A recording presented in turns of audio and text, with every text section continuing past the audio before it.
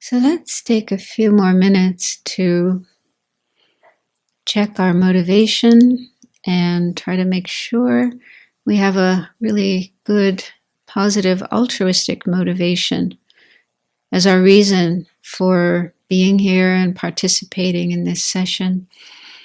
So one way we can do that is to just go through the prayer of the four immeasurables a little more slowly, contemplating the meaning. Because sometimes we might recite the words very quickly while our mind is wandering elsewhere. So it's really nice to spend a bit of time contemplating the meaning of each of these four lines of the prayer, which express the four immeasurable thoughts. So the first one is immeasurable love or loving kindness. So see if you can get a feeling for how wonderful it would be if all living beings, human beings and other kinds of beings everywhere in the world, everywhere in the universe, could have happiness and peace and all the positive experiences.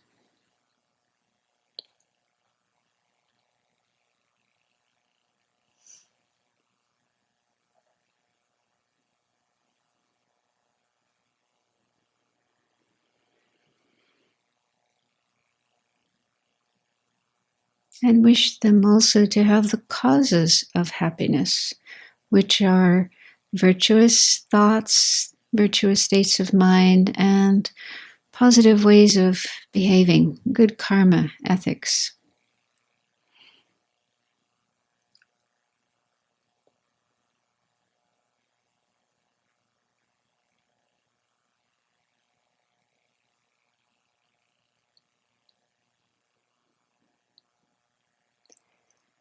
And then compassion. Feel how wonderful it would be if all living beings everywhere could be free of all forms of suffering, both physical suffering like sickness, pain, and also mental suffering such as grief, anxiety, depression.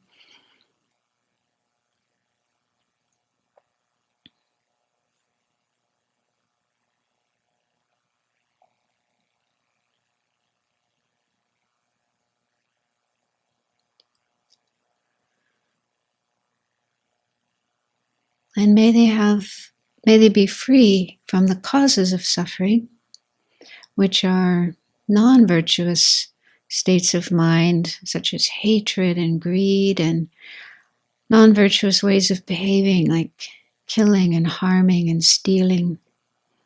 May they stop these as much as possible.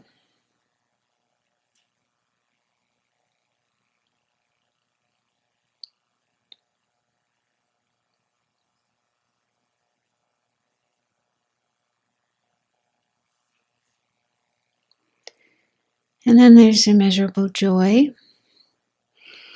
which is being happy for the happiness of others and wishing them to continuously experience happiness in the future, such as the happiness of fortunate rebirths in their future lives, and eventually complete liberation from the whole of cyclic existence, the cycle of death and rebirth.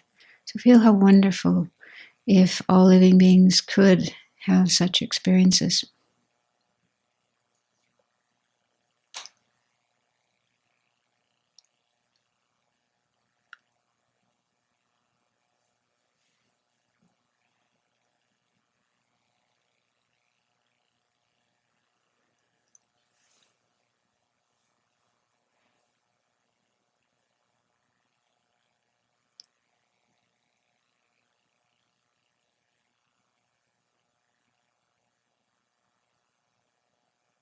And finally, equanimity. So this involves wishing everyone, ourselves and others, to be free of the strong emotions of attachment and aversion that cause us to like some people and dislike or even hate others, and instead have a balanced state of mind, an even, impartial state of mind towards everyone, all beings.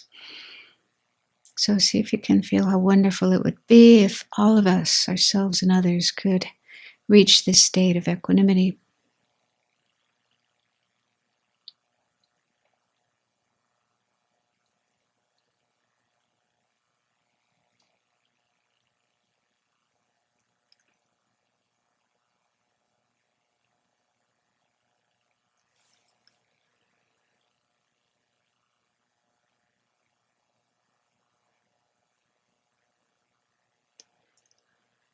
So on the basis of such thoughts, such positive wishes, see if you can connect that with what we are doing here this morning. May our activities here of listening to the Dharma, thinking about it, meditating on it, may it help to bring about what we just wished for. Happiness, freedom from suffering, and eventually liberation and enlightenment for ourselves and all other beings.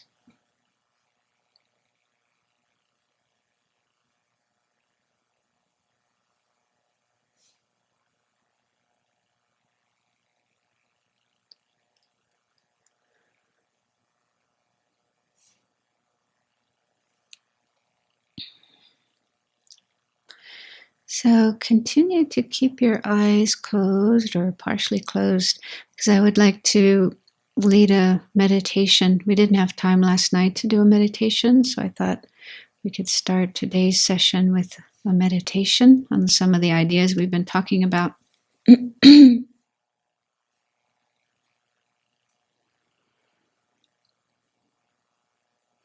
So, impermanence and death are facts of life. They're not just philosophical ideas that we could believe or not believe, but they're realities, facts of life that can't be denied. The Buddha said it's very important to contemplate these, to keep them in mind, to live our lives with this awareness of the changing nature of things and the eventual dissolution of our body, our mind, our life, and everything around us. So one way we can get a sense of this is just by thinking about our own body. Right now, our body is probably an adult body, fully developed. But it wasn't always like this. So way back, many years ago, our body was very small. We probably don't remember that time in our life, but we can imagine it.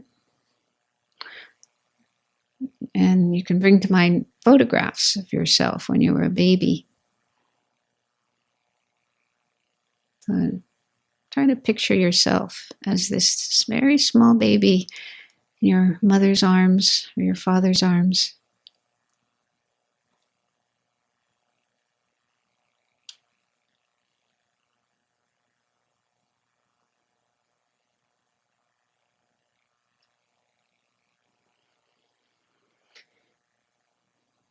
And even that small baby wasn't always like that. But the body starts off as a tiny microscopic zygote, fertilized egg, combination of our mother's egg and father's sperm inside of our mother's body. So tiny, we can't see it with our naked eyes, only with a very powerful microscope can it be seen.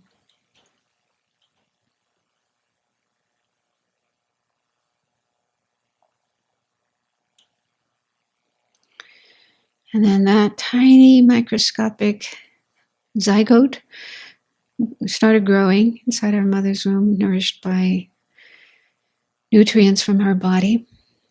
So gradually over about 9-10 months, it grew and took shape as a human embryo, fetus, a baby.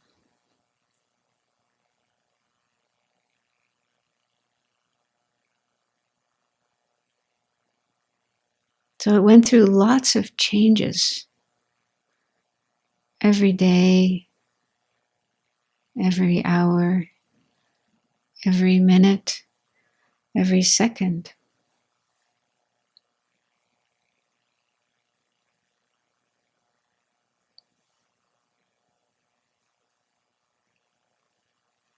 And then after our body is born, it continues to change. It continues to grow and change and transform every day, every hour, every minute, every second.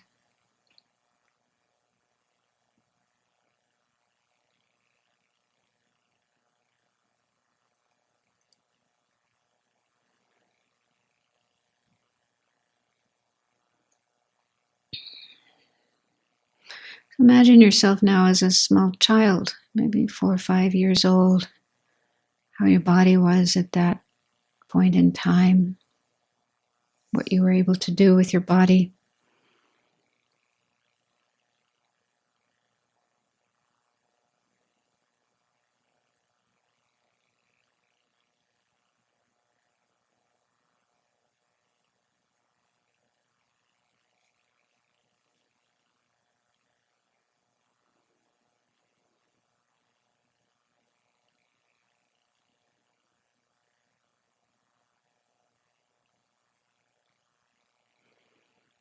And then after more time, more growth, more years, became the body of a teenager. Try to imagine how your body looked then, how it felt, what you were able to do, what you did do.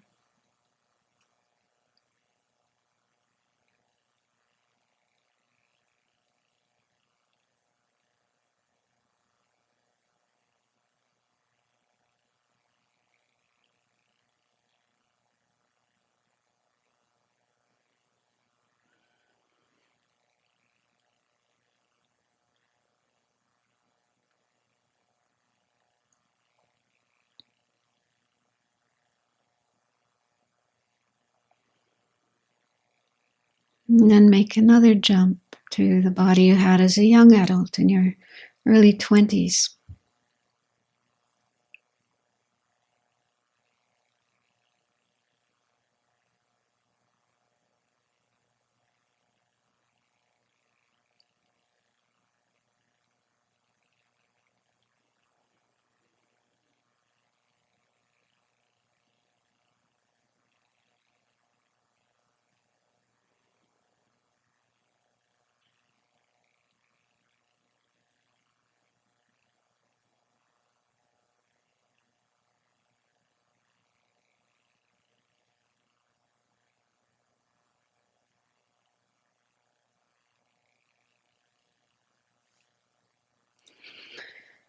Some of you might still be at that stage of life, but many of us are older. So since our early 20s, our body has continued to change year by year, day by day, moment by moment, to the point we're at now.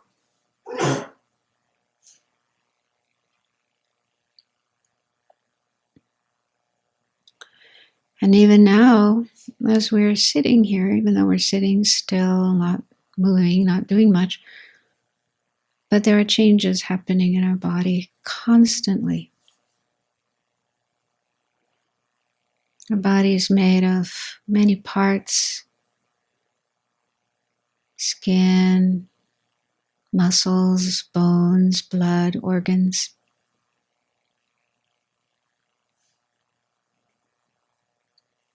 Those parts are made of smaller parts, like cells.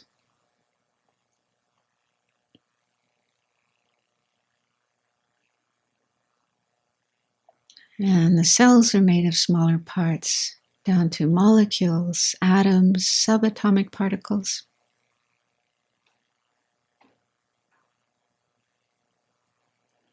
And these tiny particles don't remain the same, still frozen, for even a tiny fraction of a moment.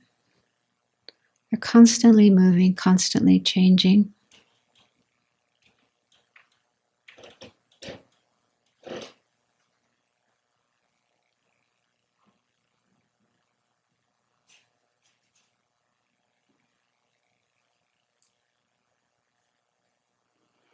And since that's what is happening at the subatomic level of our body, that means our body itself is changing.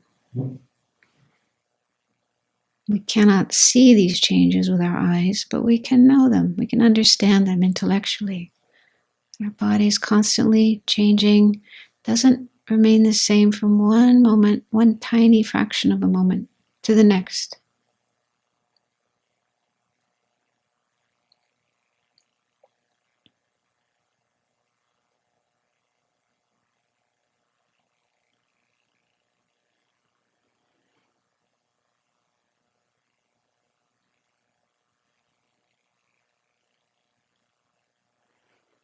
And as it's changing, it's getting older, not younger.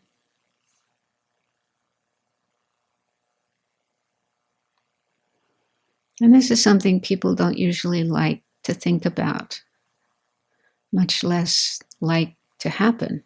We would like to remain young forever, but that's just not reality. Think about nature, the world around us. Trees, plants, flowers, crops, the earth itself, mountains, oceans, rivers. These two are changing, going through changes every minute, every second.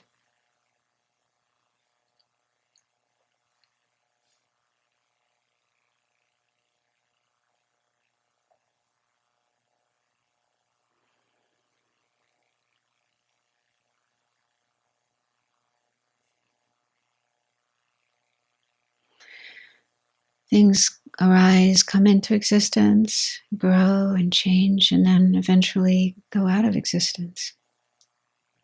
This is what happens with all the things in nature, trees and plants, also insects and animals, birds.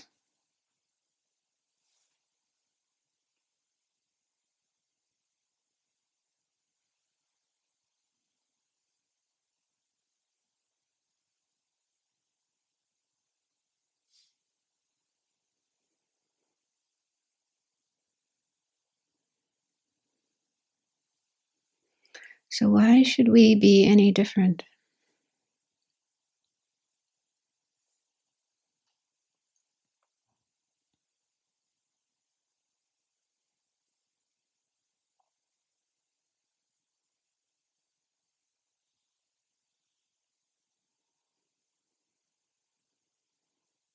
And now turn your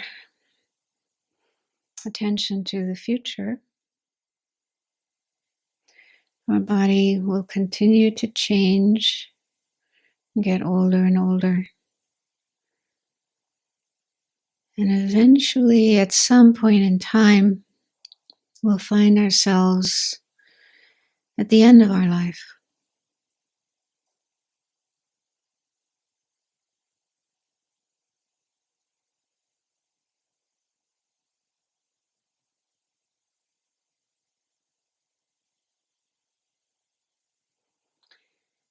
So ask yourself, how do you want your mind to be at that point in time? What state of mind would you like to have in the last day, the last hour, the last minutes and moments of your life?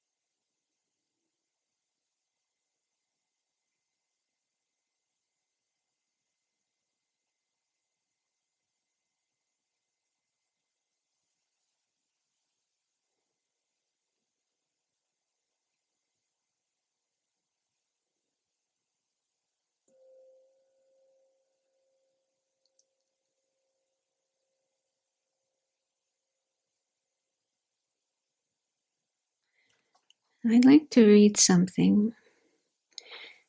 Last night, I mentioned this little book, a booklet that I came across a long time ago that contained this story about the woman who died of cancer but used meditation rather than medication. And she died very peacefully and blissfully. So this morning I checked to see if I could find that booklet online, and I did. And it's a really beautiful booklet. I'll give you the name. You can look it up and find it as well. The title of the book is Loving and Dying. It's kind of clever because normally we have this phrase, living and dying. So he called his book Loving and Dying. The author is Bhikkhu Visuddhacharya. I'm not sure if I say it right. But anyway, if you type in the name of the book, Loving and Dying, it should come up. And it's actually for sale on Amazon, but I found a free copy on this one website, Buddha Sasana, I think it's called. So you can find a free copy. So I just like to read the first part of the book because I remember when I read it way back in Singapore, I thought it was so beautiful. Just his thoughts, his wishes, so beautiful. So I want to share this with you. So these are the first page of the book. Hello, death. Goodbye, life. One day, when I die, as I must, I'd like to die with a smile on my lips.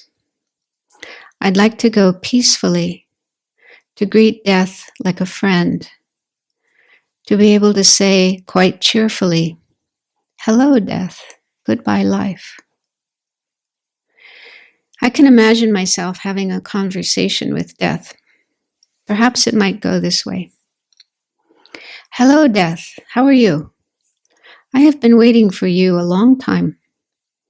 All my life I have been anticipating you. Are you coming for me at long last? Is it time for me to go already? Yes, yes, death, I am coming. Be patient. I'm ready. Can't you see I'm smiling? Since a long time ago, I have been planning to welcome you with a smile. Yes, death, I understand. You don't have to apologize. I know you've got a job to do. I hold nothing against you. No hard feelings. It's nothing personal, I understand. As I have said, death, all my life I have been waiting for this moment, to see whether I can meet you with a smile, to see whether I could at least inspire in death, if not in life. You are now giving me this opportunity, and I thank you for it.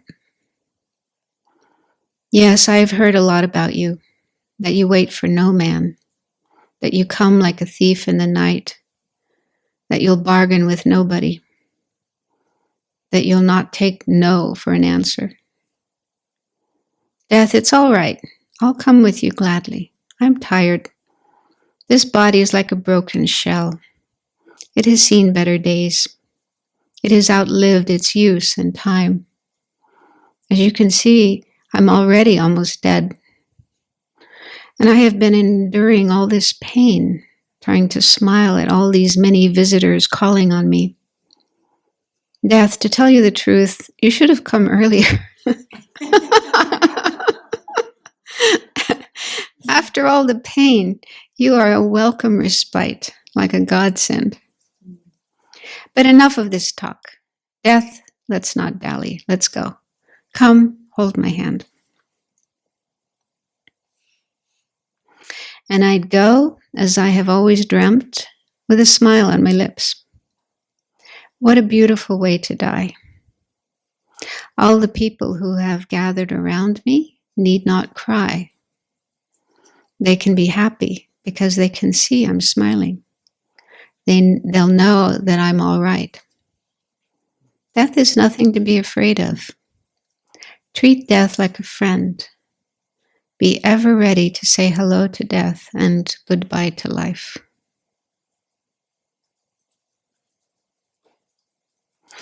So, It's a beautiful book. I recommend it. It's very short, very sweet, very human, very practical. It's not like all philosophical and technical and theoretical. It's just very human.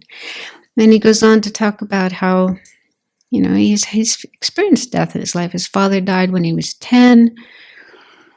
One of his brothers died when the brother was just 23 years old with his fiancée. They died in a tragic accident.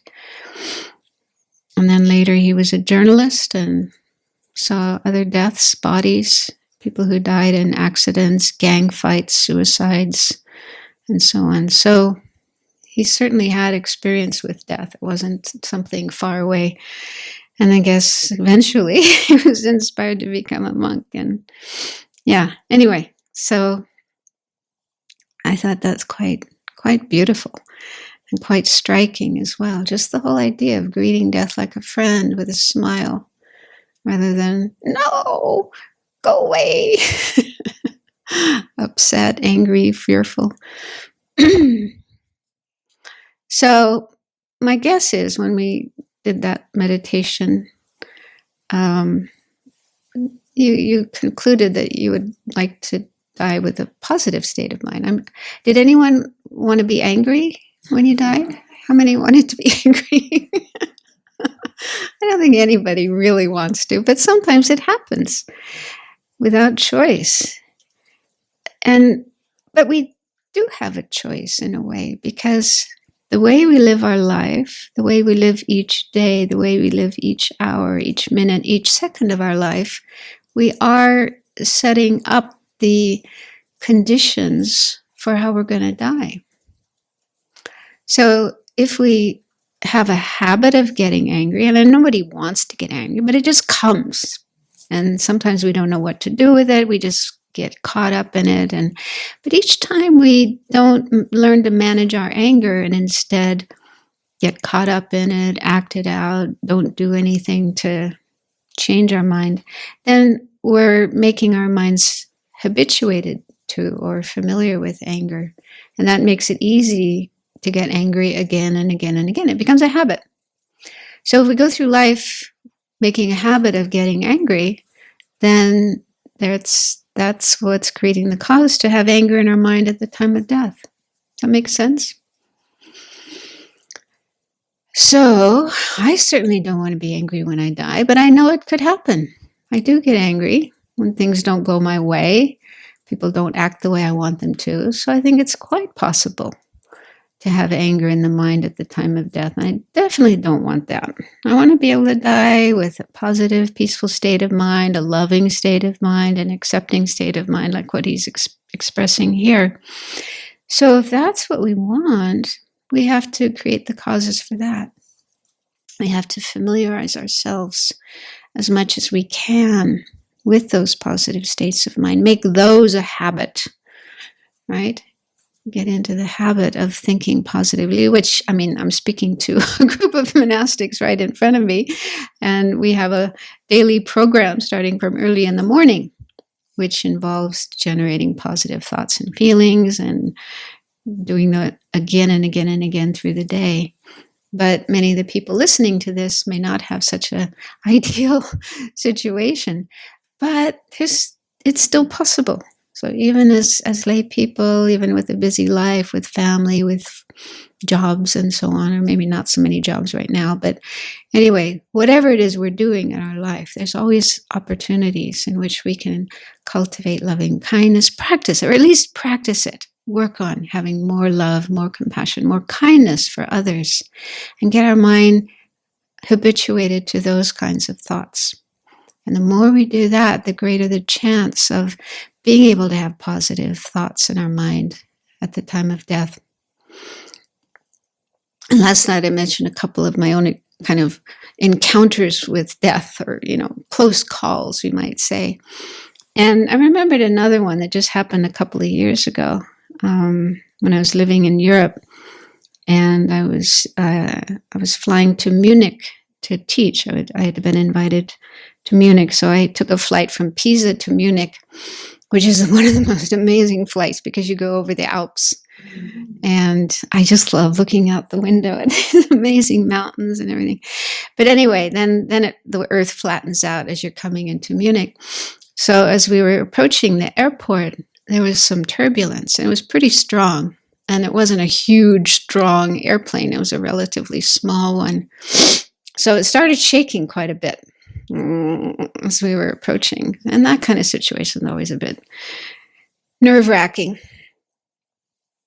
But I found just spontaneously, and this is very unusual for me, so it's not my default mode, but just the thought coming up in my mind, well, it doesn't really matter so much if I die, because I don't have a family. I don't have a spouse and kids who would, suffer a lot when I die.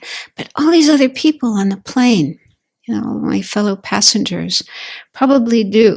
They probably have family waiting for them at the airport, parents or spouse, children, and friends, and so on. And if they were to die, it would be really, really tragic for them, but also for their loved ones. So that would be really awful. So I was praying that, we land safely, we don't have a crash, but not so much for myself. I was thinking of the other people on the plane. And these thoughts just came up kind of spontaneously. And I was surprised. Wow. My mind normally is very self-centered. So it's quite surprising to think, to see that was happening. And it's really because of practice, because of just continuously thinking again and again, of course, by the blessings of our teachers who were reminding us of this, and then practicing what they teach. So it's just wonderful to see how much my mind has changed, how far I've come from that earlier experience of the earthquake in Nepal, where I just was frozen. I didn't know what to do, how to deal with death. So that just shows, that if we familiarize ourselves with positive thoughts, positive feelings, make those habitual, and then learn to defamiliarize our mind with the negative ones like anger and greed and so forth, then it definitely does work. Definitely helps. So then meditations on death and dying. So for people listening, I actually prepared an outline for this weekend's course. It should be one of the files available on Google Docs. If you haven't found it yet, you can look for it later. But it just contains some points that I'm going to be talking about. There's quite a lot of material there, and I probably won't be able to get to all of it, but I'll do my best. So I'd like to move on now to just talking about meditations on impermanence and death. So this is one of the things that is very good to do as a preparation for death, just to remind ourselves and develop this awareness that we're not going to live forever. And we really need to do that because it's not our normal way of thinking. Our normal state of mind is such that we get really caught up in the things of this life. Well, there are a lot of things to deal with each day of our life. And then thinking about the future, our plans for the future. But all of this has to do with just this life, as if our life is going to go on forever. It's never going to come to an end. We don't normally think about death. We don't take that into consideration in our thoughts and our plans.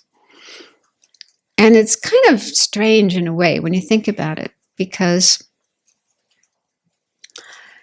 of all the things that could happen to us in our life, all the things that we might do, all these plans that we make, all these wishes that we have, all these hopes and dreams and so forth. Even if we plan very well and, try to create all the right causes and conditions, there's no absolute certainty that any of those things is actually going to happen, right? Even that we're going to eat lunch today. I know Venerable Tsultrim has already been preparing lunch today, and it's almost probably all ready. But is it absolutely certain that we're going to eat lunch today? Absolutely, without any doubt, are we going to eat that wonderful lunch? Not really. Something could happen. As a group, collectively, or even individually, something could happen that would prevent us from eating lunch today. And it's the same with the other more long-term plans, the gardening we're going to do, the, the things we're going to sow, the books we're going to read, and so on. None of those things is absolutely certain to happen, because other causes and conditions could come along that would interrupt that. But there's only one thing that is definitely going to happen to us in our life. What's that? Death. The fact that we're going to die. I think, as far as I can tell, that is the only thing that's definitely going to happen. That causes and conditions cannot come along that will stop that from happening. Right? And if you can think of something else that's definite, then you can let me know. But I think that's the only 100% definite thing. But do we make plans for it? Do we prepare for it? Do we arrange our life in such a way that we're ready for death when it happens? Most people don't. Probably, my guess, most people don't. So isn't that kind of strange? The one thing that's definitely going to happen, we don't think about, we don't plan for, but we plan for all these other things that aren't definite to happen. Of course, I'm not saying we shouldn't plan for lunch and gardening and all the, of course, we need to make plans. But we should at least make plans for death as well. We should include that in our agenda, in our program, our plans for the future. So this is what Buddhism says. And in this book of Philip Kapleau, he has a whole chapter on meditations on death from different traditions. He says it's quite universal. He says meditations on death are a means of purifying the mind in order to gain a crucial revelation of the meaning and significance of life and death. As such, death meditations have been regarded as an indispensable element in a wide variety of cultures. The Egyptian and Indian, the Chinese and Japanese, the Hellenic and Roman, the Hebrew and Islamic, in both their ancient and modern forms. Because of death's general unfathomableness and the dread and terror it inspires in most people, the conquest of death, or deathlessness, has a central place in the teachings of all religions. Unless this fear and terror is replaced by comfort and hope, a tranquil state of mind is impossible. The unwillingness to think of death is itself a kind of death, for the poignancy of life is inseparable from the knowledge of its inevitable decay. And just as an example, this is surprising to me. He says, there are some orders of Christian monks and nuns, for example, who live with their simple coffins always in sight, and who even turn a spadeful of earth daily from the place that is to eventually serve as their grave. That's something we might think about here. Yeah, we can get Venerable Yeshi busy in the workshop to make some coffins. Decide on a Venerable Semke can decide where on the property we can. I think some of that is already in progress, but yeah, I mean, it can sound really weird in one way, but on the other hand, it's very profound to actually, have some kind of physical reminders of the fact that we're not going to be here forever. Anyway, so in Buddhism, there are different ways that we can meditate, different kinds of meditations that we can do to prepare ourselves more for death and live our life. And some people might think, well, if you think about death too much, doesn't it make you morbid and depressed and take the fun out of life, take the joy out of life? I don't think so. I think actually you'll appreciate life more if you realize how little time we have. We're not going to go on forever. So that really gives a sense of, wow, each day I have to live is precious. Each moment is precious. Each relationship I have, each, moment and hour I have with my loved ones is precious. So then I think you really value them and do the best you can to show your love, express your love to your family and friends, take care of them. Because if we think we're going to live forever, we can become kind of careless and complacent and maybe even unkind, neglectful, unkind, even nasty to some people, which would lead to a lot of regret when either we die or that person dies. We just filled with regret. Oh, all the things I should have done or I shouldn't have done, I should have said, I shouldn't have said. Yeah, so I'm sure many people die like that. Or, after a loved one has died, they feel that way. I was talking to my sister just the other night who lost her son a year and a half ago. And she's still grieving. I mean, that kind of grief will go on for a long time. But this is one of the things she keeps saying, I have so many regrets, so many things I wish I hadn't done, or I wish I had done. So that's really painful. And especially if the person's already gone, you can't go back and change those things. But if we live with this awareness of our mortality, the preciousness of our days and hours and minutes in life, I think we will value people much more and take better care of them and not do things that we would regret later. Does that make sense? Yeah, and then just life itself, People, I've heard and read, when people have been diagnosed with a terminal illness and they know that they just have a limited amount of time, it's like suddenly life seems different. They sort of see things differently and really value each day of life that they have. So we don't have to wait until we're diagnosed with a terminal illness to have that kind of experience. But if we maintain this awareness of our impermanent nature and the fact that we're going to die one day, we can experience that now, today. So if you do it right, if you do these contemplations, in a correct way, in a healthy way, then it increases the quality of life, increases your joy, your love, your kindness, your compassion, and you'll live more wisely as well. You won't do so many unwise, hurtful, unskillful things. You'll do more positive things. And then that naturally brings more happiness. When we live ethically, kindly, non-harmfully, compassionately, then naturally each day of our life will be happier, more peaceful. So it's good for us both now to have a better quality of life, and then at the end of our life to be able to die with a more peaceful state of mind.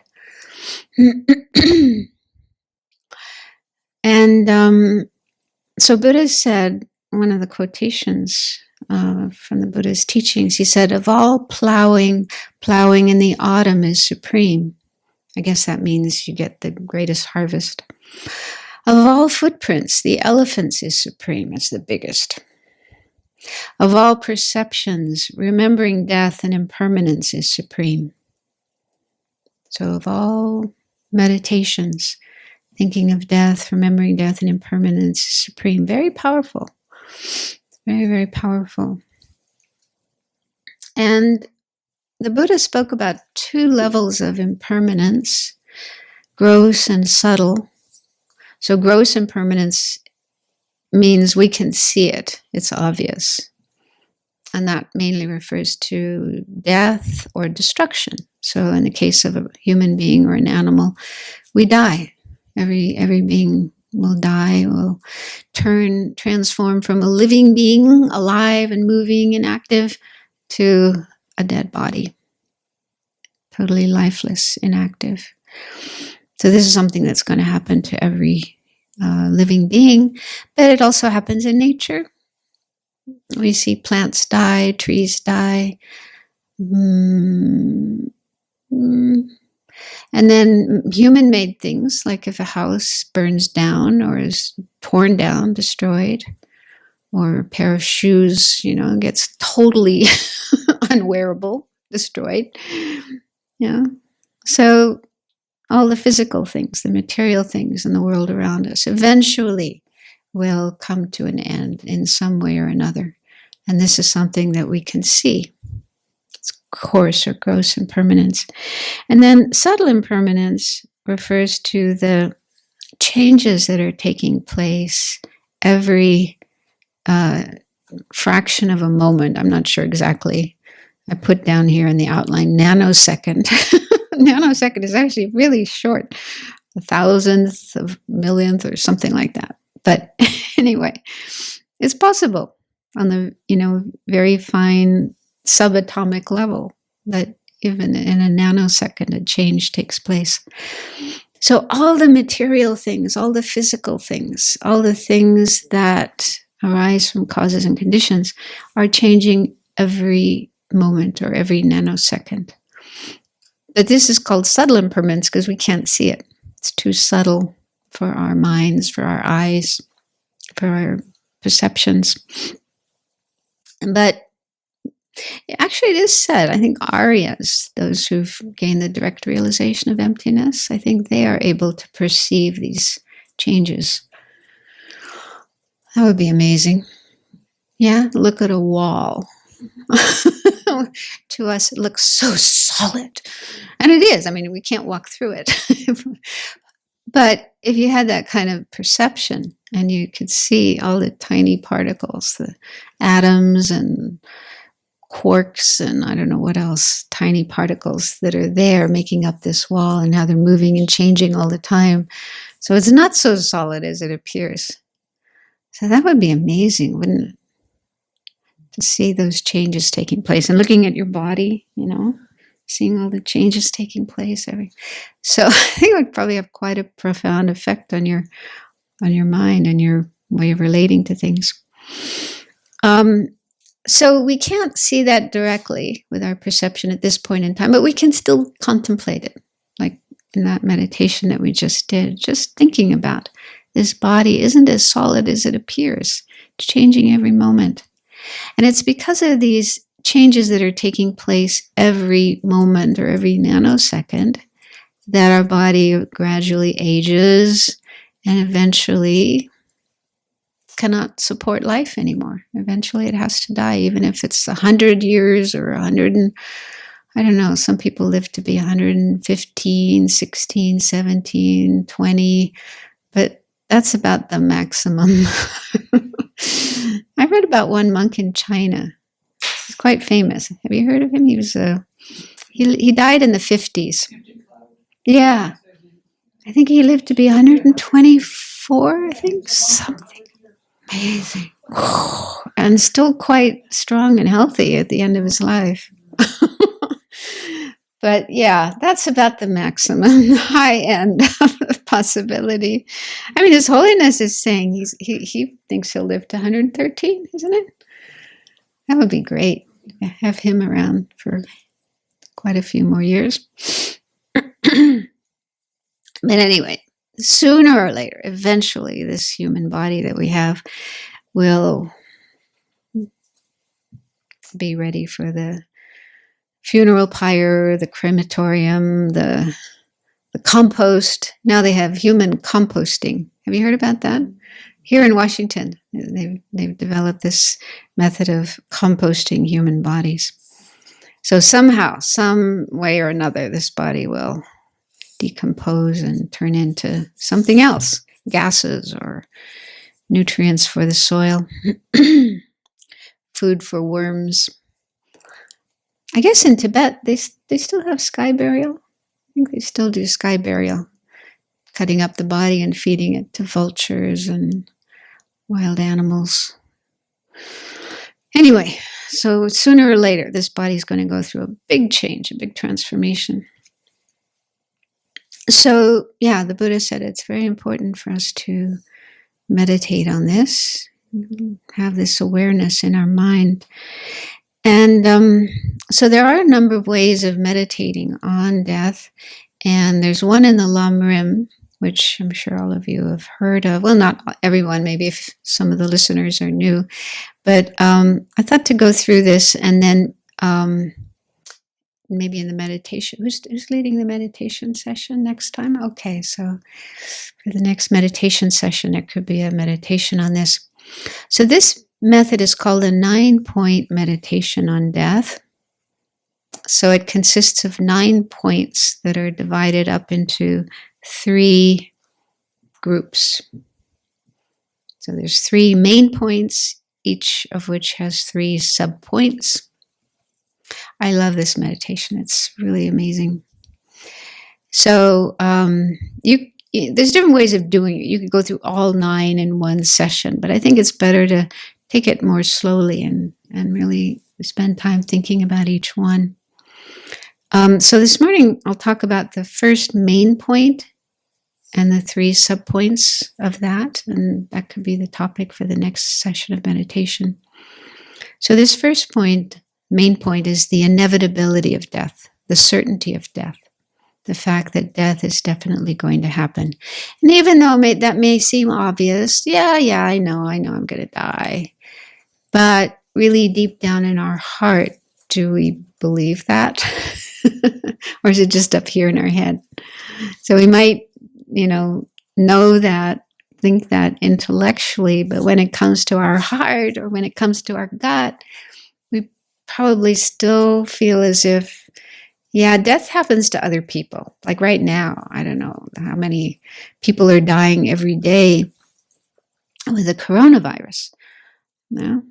The newspapers are reporting the daily toll of this disease. But on top of that, there's people dying of lots of other things as well. Car accidents and heart attacks and cancer and old age and many, many, many causes of death. Okay, so I don't know, there's probably thousands, tens of thousands, hundreds of thousands of people who are dying each day. But we tend to think, oh, that's not going to happen to me.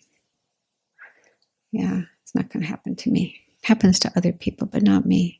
So I think with this resistance, this tendency to push that away. We don't really want to think that it could happen to me. Or if we do think that it might happen to me, then what comes up is just fear and panic and, not knowing what to do. So we want to get beyond that. We want to get to the point where we acknowledge, we accept that death is going to happen to us, and we're able to be in that state of mind without totally freaking out, without going into panic, but be ready for it. Like this monk mentioned, be able to see death as a friend and be able to meet death with a smile on her face. Wouldn't that be nice? But not so easy, right? We have to, but we can do it. We can prepare ourselves to be able to do that. Okay, so for this point of the inevitability of death, there are 3 sub-points. And I think there might be some different versions to this. So I'll just explain the version that I've learned and have done. And if you know other versions as well, that's fine too. So the first point is that everybody has to die. This is something that happens to everybody. So what I find really helpful here, and this is what we're encouraged to do, is to bring to mind people. We can start with people, historical figures. Okay, just think about, this planet is here, and there's been millions or billions or maybe trillions of people who have already been born, lived, and died on this planet. And their bones are in the ground or in museums or whatever. And it's probably impossible to count how many, because they only started counting people at a certain point, and before that time nobody was counting, so we can't really know exactly how many people have already lived and died, but we can imagine there's been a lot. And then we can bring to mind specific people we've heard about when we studied history, okay, all the people in the history books, and great kings, queens, other kinds of leaders, emperors, presidents, prime ministers, whatever, leaders, people who are in leadership roles, powerful people. Some of them were even warriors, conquerors who, led armies, and conquered other countries and killed a lot of people and enslaved a lot of people. I always wondered why, Alexander the Great, they call him Alexander the Great, but if you look at what he did, oh my God, how many people he killed and enslaved. And okay, he was great in one sense and he accomplished a lot, but it was a lot of destruction, a lot of death, a lot of suffering. Anyway, that's aside. But people like that, people we've heard about, Napoleon and Genghis Khan, how do you say it? Genghis Khan, those kind of people. So you can think about people like that. And even though they were very powerful in some ways, they were able to lead countries and lead armies and maybe did great things, memorable things. But in spite of that, they had to die. They weren't able to live forever. They weren't able to conquer death. And you could also think about, if you're interested in arts, you could think about great musicians or great artists, great writers, Shakespeare, people who created these amazing, beautiful plays and poems and novels and so on. So they had brilliant minds, being able to create these works of art that, people are still enjoying after hundreds of years.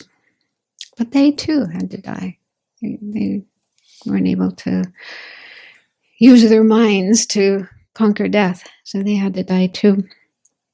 And then great geniuses, Einstein and so on, scientists, people who had these such brilliant minds and were able to understand things, figure things out, come up with these amazing theories. And so they too weren't able to use their minds to figure out a way to avoid death. So they had to die too.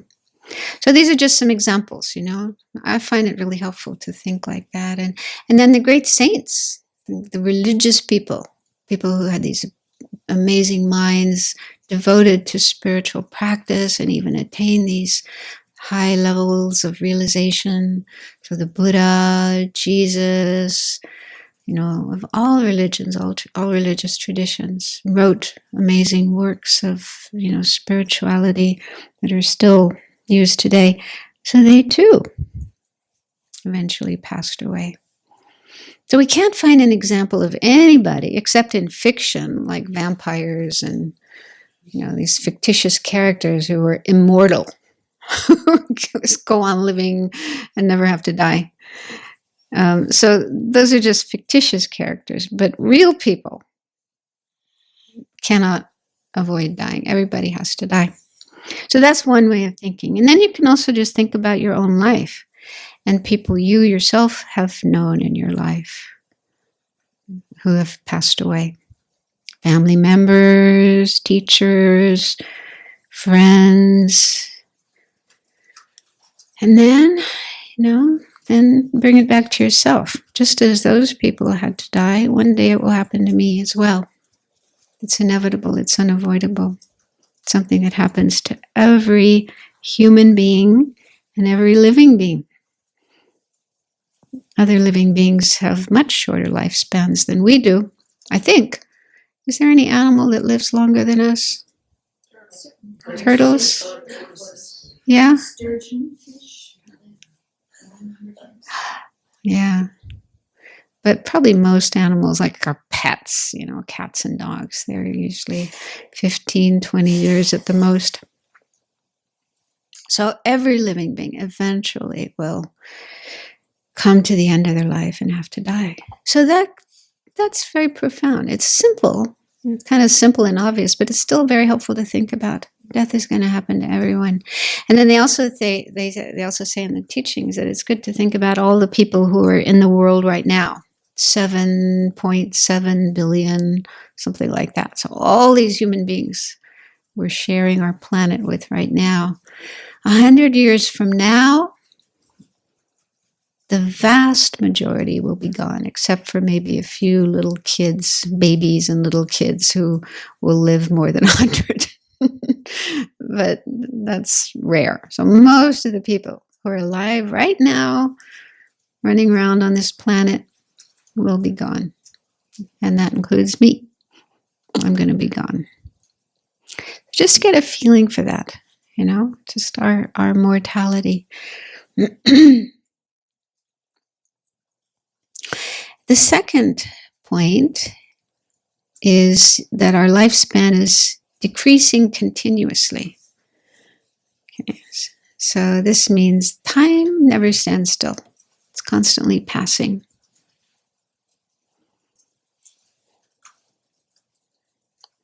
So just as we're sitting here, we started about an hour ago. So more than 60 minutes have already gone by. And it's continuing. Doesn't stop. Even if you throw away your clock or break your clock so it stops. But that doesn't stop time. We cannot stop time. So, minutes or seconds or nanoseconds are going by and they turn into seconds, and then seconds go by and turn into minutes, and minutes go by and turn into hours. Hours go by and turn into a day, and then the days go by and turn into months. Months go by, turn into years. It seems like not long ago we just started 2020, right? We celebrated the new year. 2019 ended and 2020 started. And it's already 4 months. No, we're almost 4 months now. Almost 4 months have gone by. Almost 1/4 of this year has passed. It's amazing, isn't it? How time just goes so quickly. So this is happening continuously, and we can't stop it. We can't stop time. And as time is passing, so is our life. Our life is getting shorter and shorter and shorter and shorter and shorter. Time is running out. So I find it helpful to think about like an hourglass. I don't know if people use those anymore, but they're really cool. They have just enough sand in them to take an hour to go by. I guess they have 1 minute ones as well, but the hour ones are kind of cool. So when it's turned over and the sand starts to run through, you can't stop it. Grains of sand keep going, and eventually they're all gone. So it's like that with our life. We have a certain amount of time, years, months, days, hours, minutes, seconds. And it's passing all the time. It's running out, just like the sands in the hourglass. This is uncomfortable, right? To think about this. We don't feel joyful and happy and, oh boy, whoopee. But it's the reality. And again, it's important to remember why we think about this. It's not to be depressed or scared, but just to make sure that we use our life wisely, well, and in a way that we won't regret when our life does come to an end. We'll be able to feel good about the way we lived our life, have a smile on our face even, ready to go on.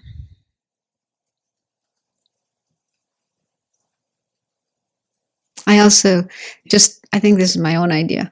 What I came up with contemplating this is to think about a train. If you're on a train, and this train is traveling at a certain speed, the steady speed, and it's taking you closer and closer and closer to your destination. And in this case, the destination is the end of our life, death. And when we realize that, we think, I want to get off this train. Stop this train. I want to get off. But we can't. We can't stop the train, and the doors are sealed. So we just have to keep staying on this train, going closer and closer and closer to the end of our life. So that's how it is. That's kind of the reality of our life. We're getting closer and closer and closer to the end of our life all the time. Every day, every minute, every second.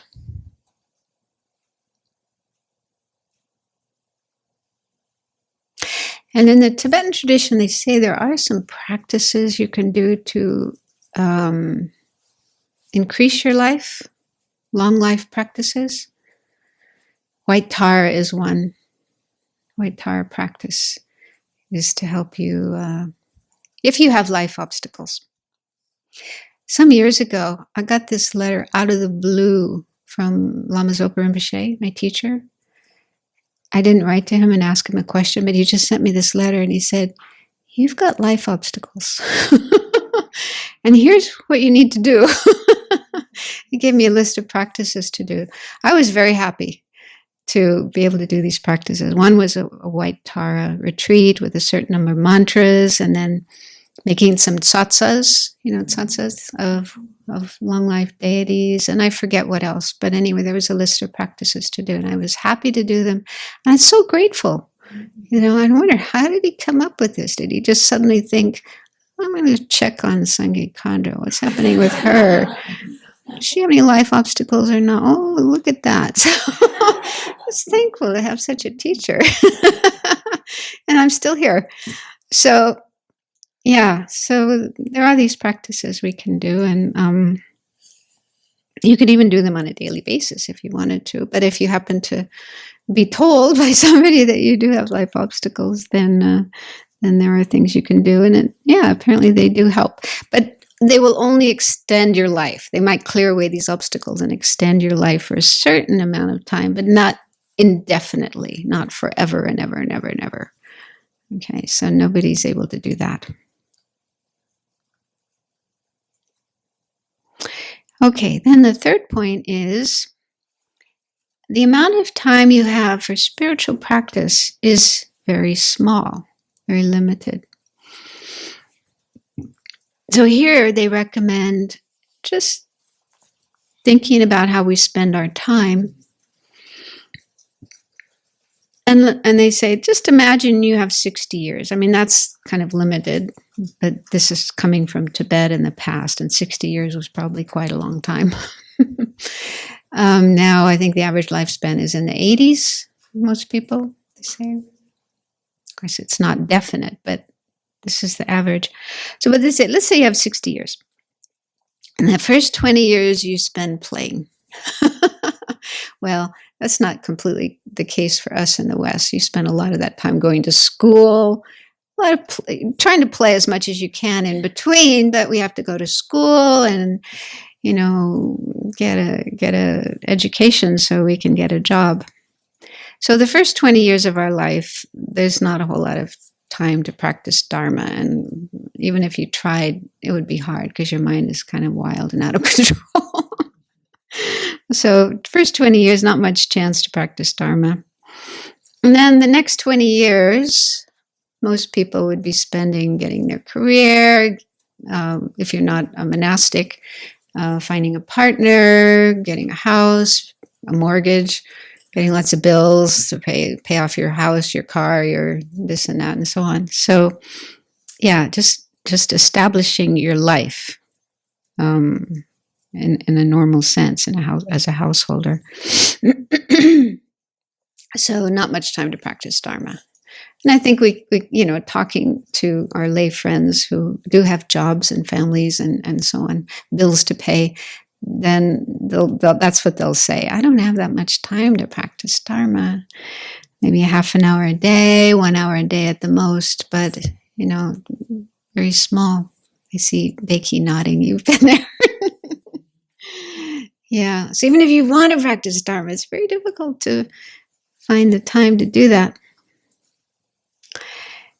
Then, last 20 years, so 40 to 60, well, by that time, you're probably a bit worn out and maybe your health isn't so good and your mind isn't so good. And so, again, limitation on how much time you can actually spend practicing Dharma. So this is apparently what one I don't remember his name, one Tibetan master said, when you break down your life in that way, you find there's actually very little time. I mean, 60 years may sound like a lot, but then the actual time you have to practice Dharma is very, very small. Another way you can do it is look at a 24-hour period, one day, 24 hours, and break that down. So maybe sleeping 8 hours, more or less. Maybe some people get by with 5, 6, 7, maybe some people more than 8. But that's like a third of the day. A third of the day spent sleeping. And then another amount of time we spend preparing food, eating food, cleaning up afterwards. That takes another couple of hours. And then for people who are householders who have to work to buy food and pay their bills and so on, they'll spend maybe 8 hours or more or less just working in order to have the money to keep themselves alive. So that's a big chunk of time, another third of your day. Then there's things we do for amusement, enjoyment, sport, taking care of our body, going to the gym, going jogging, going for walks, and so on. So that could take another maybe a couple of hours. So then, how much time do you really devote to the practice of Dharma? It can become very, very small in that span of 24 hours. And even that time when you do say, okay, I'm going to sit and meditate, I'm going to do my prayers, I'm going to do my practices, how well do we do them? How much attention are we focusing on what we are doing? Are we doing it with a really positive state of mind and attention, or is our mind wandering while we're mumbling the words? So again, this can get a sense of how much of our life, how much of our time are we really practicing Dharma in the sense of at least preparing ourselves for death. I mean, of course, we aim for enlightenment, becoming enlightened to help all living beings. That's a long-term goal. But a shorter-term goal is just getting ready for death, just getting ready to be able to die with a positive state of mind, not full of fear and anxiety, anger, and other disturbing emotions. So even that, how much time are we really devoting to preparing ourselves to die with a positive state of mind?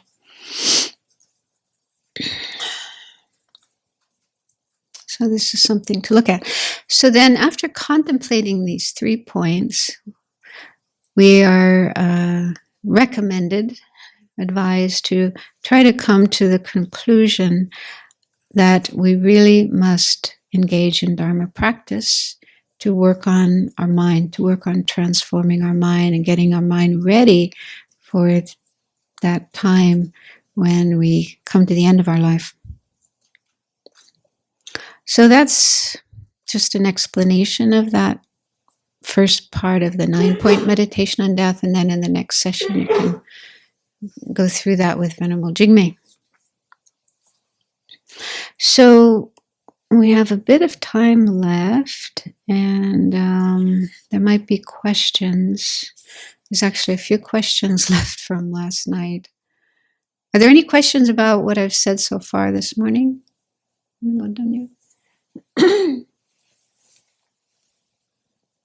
When we're looking at subtle impermanence and the potential to directly perceive it, well, for the Aryas, but do you think they actually see it like with their eyes? Like it actually looks like forms are like a waterfall, just everything you think, because the direct perceiver, the yogic direct perceiver, is a mental consciousness that perceives the subtle impermanence, right? Yeah, I don't know. I mean, I certainly don't have that experience myself, but I was listening to a talk by a Theravada teacher, a monk who's done a lot of meditation, and it sounds like he's had some experience like that. And he mentioned that, looking at a wall and seeing the particles moving and changing. And I don't know if anyone else has heard this or picked this up from the Theravada tradition, that they do talk about actually being able to see. And again, I don't know if it's with eyes or maybe the mind switches back and forth. You have the mental, well, you're talking about a mental direct perception, so then you wouldn't have visual perception at the same time. I don't know. I'm not sure. So what I said could be wrong, but it is based on what I heard from this monk. So it might be possible.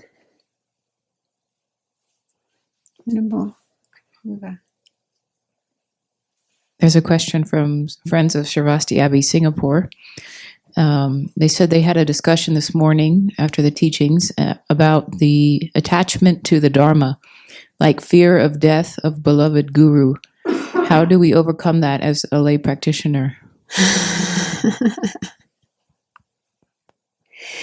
Yeah, it's interesting because I've lost many teachers. Yeah, it can be quite disturbing. And I've also seen how it affects some practitioners. When their teacher passes away, they were so dependent in a way on that teacher to energize their practice of Dharma, that sometimes the practice falls apart when the teacher's not there anymore, which is very sad. And I feel it shouldn't be like that. Ideally, we shouldn't be that. I mean, we should have, of course, respect and devotion and appreciation and so on, all these positive feelings for our teacher, but not to the point of dependence on the presence of that teacher to have the wish to continue practicing. So I've even thought, I mean, when they talk about the importance of meditating on death and realizing we are going to die and our parents are going to die and our family members are going to die and so on and so on, they normally don't mention your teachers. Is that anyone else's experience? They don't talk about meditating on your teacher dying. But in a way, I think we should. We should prepare ourselves for that. We should contemplate that there will come a time when that person will not be there anymore. Get ourselves ready for that so we don't fall apart and we don't lose our